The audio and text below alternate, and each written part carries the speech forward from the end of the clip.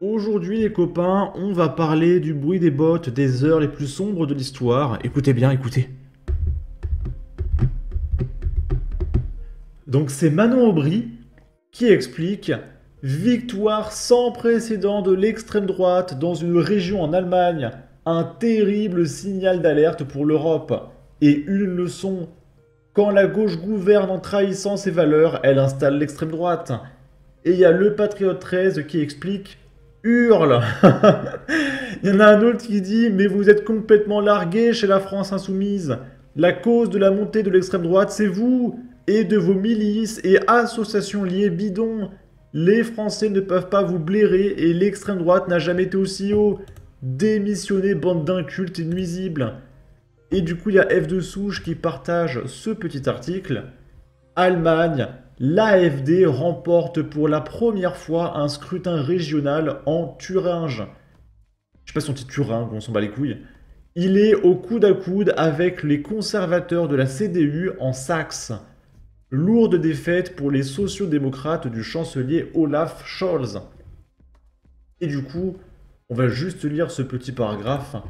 L'extrême droite allemande a remporté son premier scrutin régional dimanche 1er septembre. Le parti alternatif pour l'Allemagne, emmené par Björn Höcke, s'est imposé lors du scrutin, selon les premières estimations, qui le créditent de 30,5% à 33,5% des voix. Et du coup, ils ont gagné.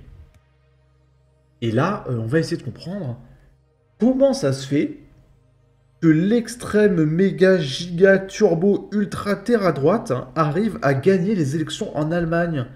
Qu'est-ce qui se passe en Allemagne? Et donc là, c'est le Patriote qui partage: alerte! Une femme poignarde au moins 5 personnes, dont 3 grièvement, dans un bus qui se rendait à un festival à Siegen, en Allemagne. La femme de 32 ans a été arrêtée. Et je me souviens aussi que récemment, il s'était passé un truc en Allemagne. Il y avait quelqu'un qui avait poignardé plein de gens. Enfin, c'est assez régulier, hein.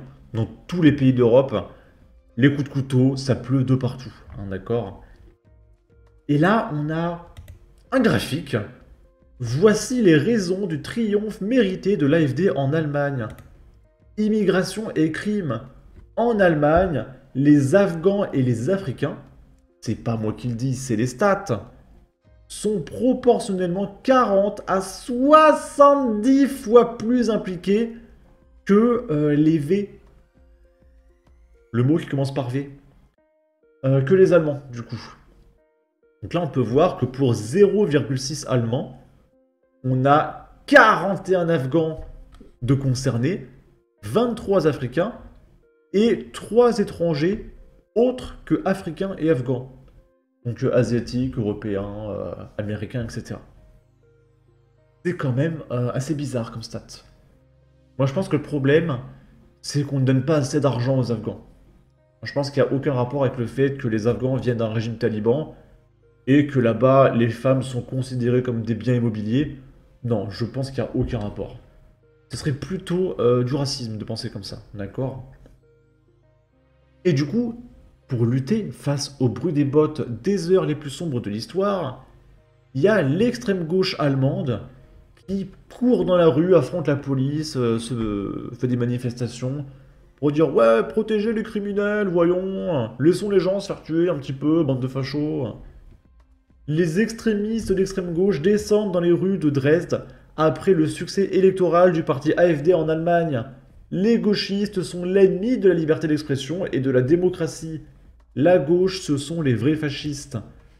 Et là, je pense pas que je peux montrer les images, il y a des lacrymos, la police qui charge, etc.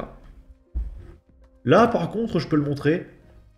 Vous voyez des milliers d'antifascistes descendre dans les rues de Essen aujourd'hui pour affronter la convention d'extrême méga giga turbo ultra terre à droite de l'AfD en Allemagne.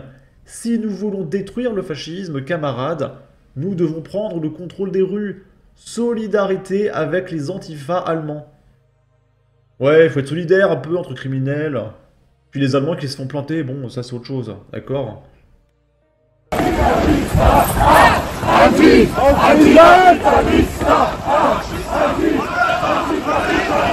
Antifascista! Alerta! Alerta! Non mais c'est dingue. Il y a vraiment un pattern dans tous les pays d'Europe. Les gauchistes, c'est les mêmes en fait. Regardez, ils ont tous 20 ans. Ils ont tous 20 ans, regardez. Il y a peut-être lui, là, il est chauve, ok. On avance un petit peu. Donc là, il y a un punk tatoué avec une crête jaune. Lui, je suis sûr qu'il est encore au lycée. Il y a que des lycéens et quelques quarantenaires, vite fait. Mais regardez, c'est tous des gamins quasiment. Bon, allez, il y a deux quarantenaires. Là, c'est full jeune, ok. Là, mais c'est affligeant, hein, mais vraiment. Hein. Là, c'est que des lycéens. C'est terrible, c'est terrible. C'est terrible. Pendant ce temps, à Limoges, il y a un adolescent en urgence absolue après avoir été planté pour avoir refusé de donner une cigarette. Voilà. Sûrement uniquement parce que le mec était de couleur. Alors il l'a fait exprès de dire non, tu n'auras pas ma cigarette. Et du coup, pour se défendre face à cette agression non verbale, légitimement, il s'est défendu, voilà, et il a planté son agresseur qui n'a pas voulu lui donner de cigarette. Une violente agression au couteau a secoué Limoges dans la nuit de jeudi à vendredi. Un couple d'adolescents âgés de 16 et 17 ans ont été pris pour cible par un homme d'une trentaine d'années.